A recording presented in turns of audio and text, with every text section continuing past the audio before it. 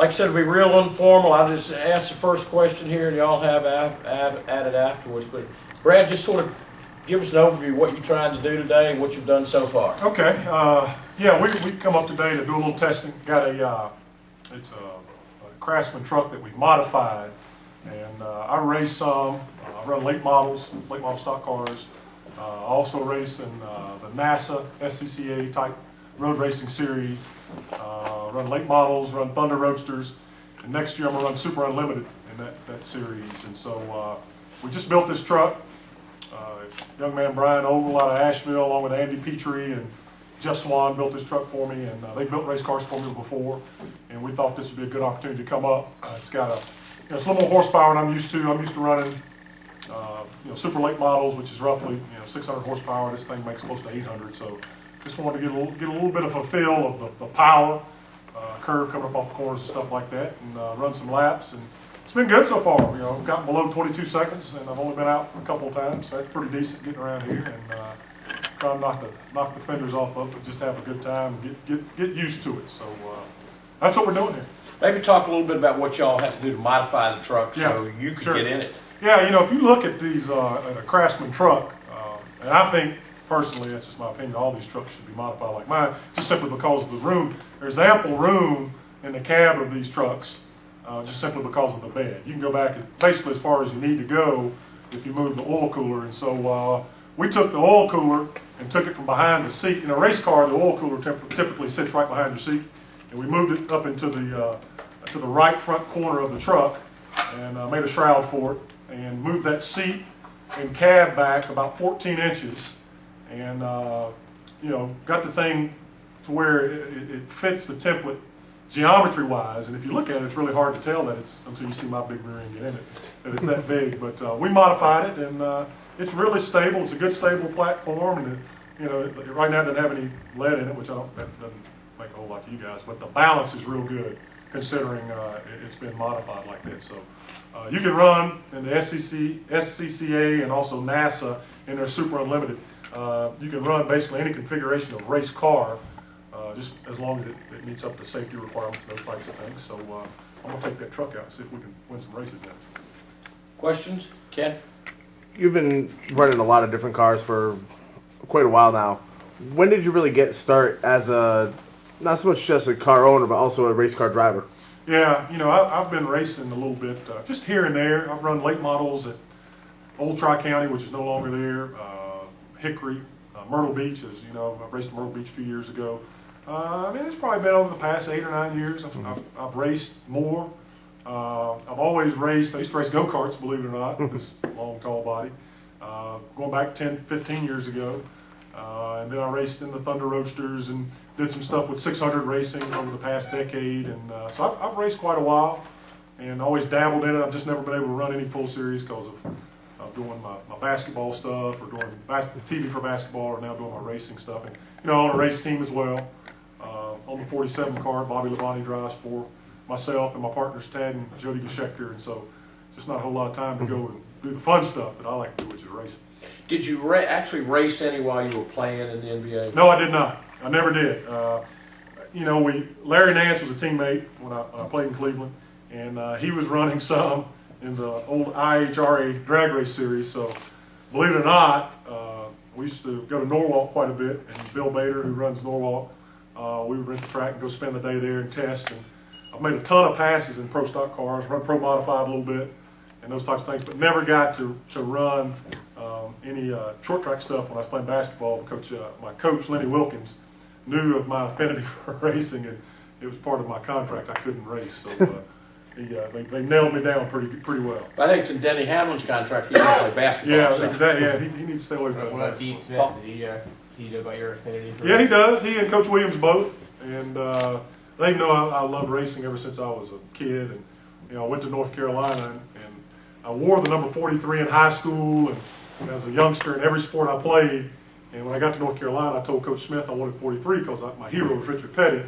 And another young man who came in the same year I did, Curtis Hunter, also wore 43, so we flipped a coin and I lost. So I ended up wearing 42 in college. But yeah, Coach knew about it. He knows I love racing. I'm a race nut. And I was always working on cars and stuff like that, even when I was playing basketball in college and before that.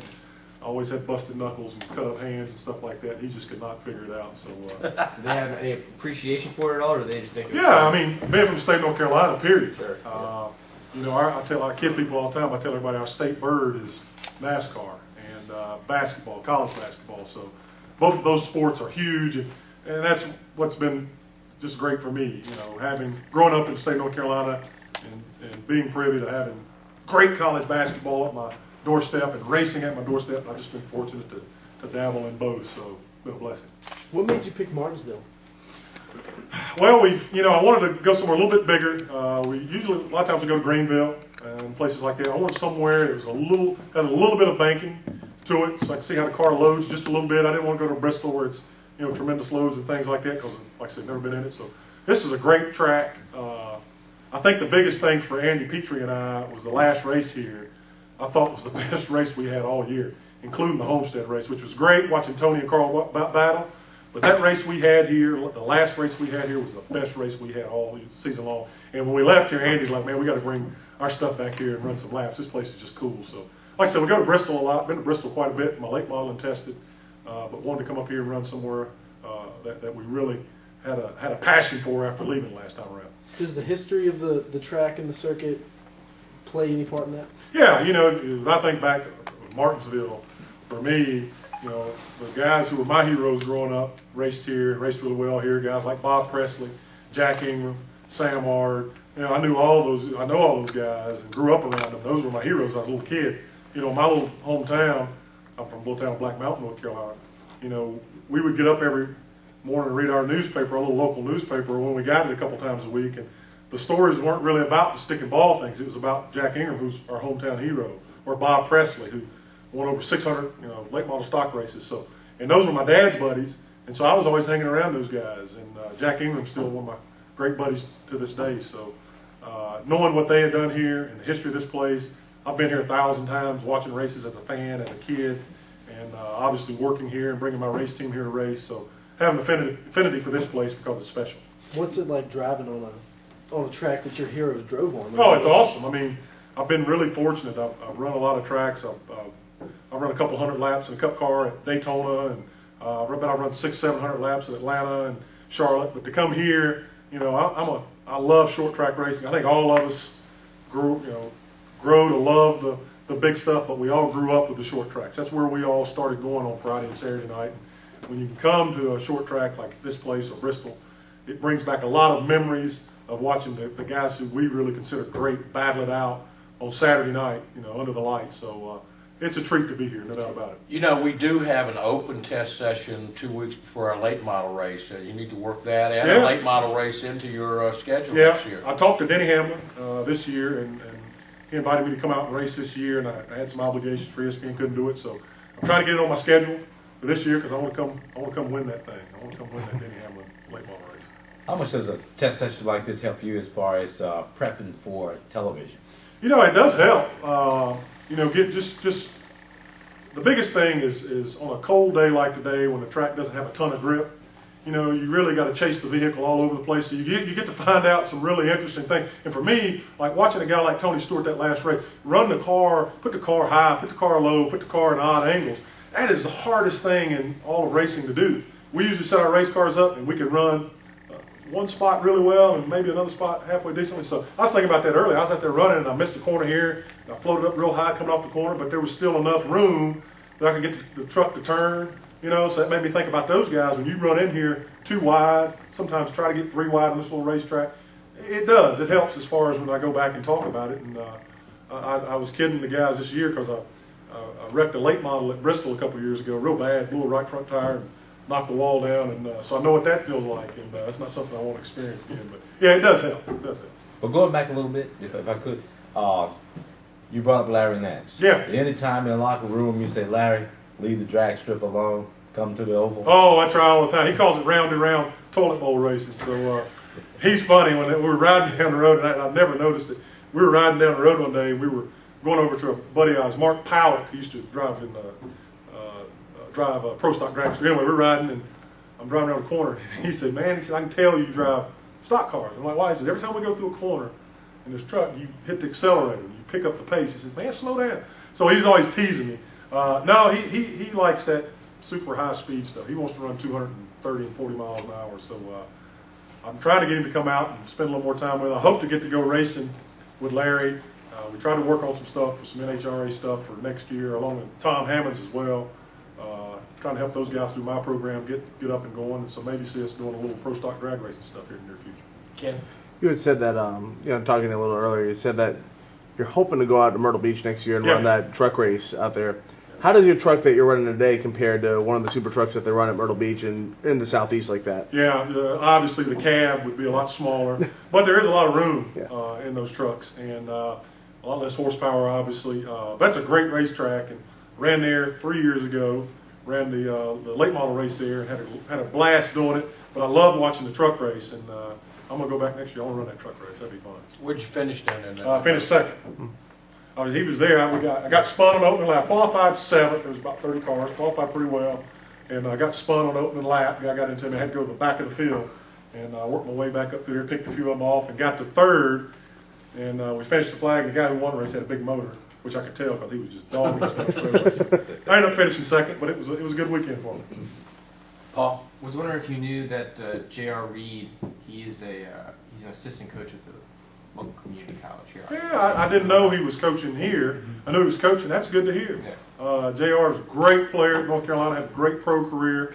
I'm glad to hear he's coaching basketball because he's the type of guys we need in basketball. Knows a lot about the game, and those young folks can learn a lot from him. That's good to hear. Did you see him as I didn't see. Usually all of us see each other during the summer at camp, right. and I didn't see him this summer at camp. I didn't make it to camp. I was the only one that didn't make it, so I've heard it. I was in the airport the other day. I saw James Worthy, and I've gotten an earful about not making it to camp. So I'll see him this summer for sure. Yeah, I got you. Here we go.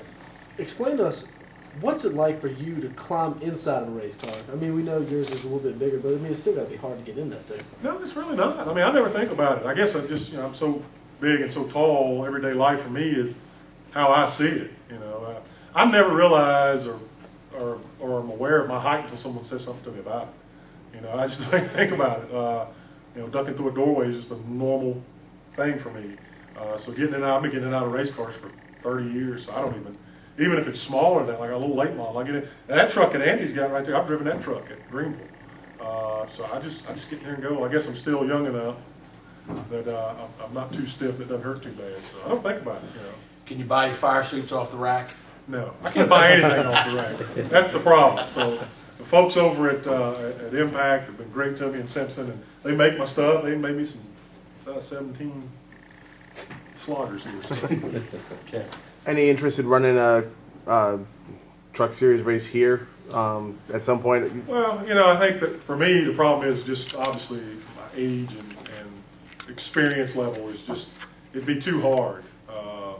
I love doing the TV stuff that I do for ESPN and ABC, and I got 2 more years on a contract with those guys, and I own a race team, and that takes like 90 hours a week to put into that thing. So there's just no time. I'm past my learning opportunity to do that, and that's way above my level, my expertise. So I race in the NASA stuff because it's competitive, and I can do that, and I enjoy that. And I run late models, and maybe run some super late models and stuff like that. And I'm smart enough to know that my skill level is at a certain. That's the problem with a lot of people. They don't realize where their talent level. I know where mine's at. And it's not in messing with those guys in that truck series. Have you tried to fly under the radar in all your racing? Because in talking to you, I didn't know you had raced as much as you had. I didn't know you'd raced at Myrtle Beach, and I follow the weekly racing. Yeah, I have, and I did it a long time just because I just wanted to go race and not get caught. So I've raced under some aliases a couple of places, believe it or not, and I just wanted to show up. And a lot of these places I go race, for me, you go run a late model race and you drop in on these guys, and that's their home track, and I've only been there maybe once, or maybe I hadn't been there at all, and it's pretty serious racing, and so I'm trying not to get in those guys' way or run over a guy who's running for the points and stuff like that, so I don't want to be distracted. I got a lot of work to do to figure out what I'm doing, so a lot of times I'm just kind of snuck in, if I can sneak anywhere. How do you, I was going to say, how do you... Well, once I get there, then they figure out what's going on, and then it's too late, so. Anything else in this, guys? Do anybody want to get him one-on-one? I don't.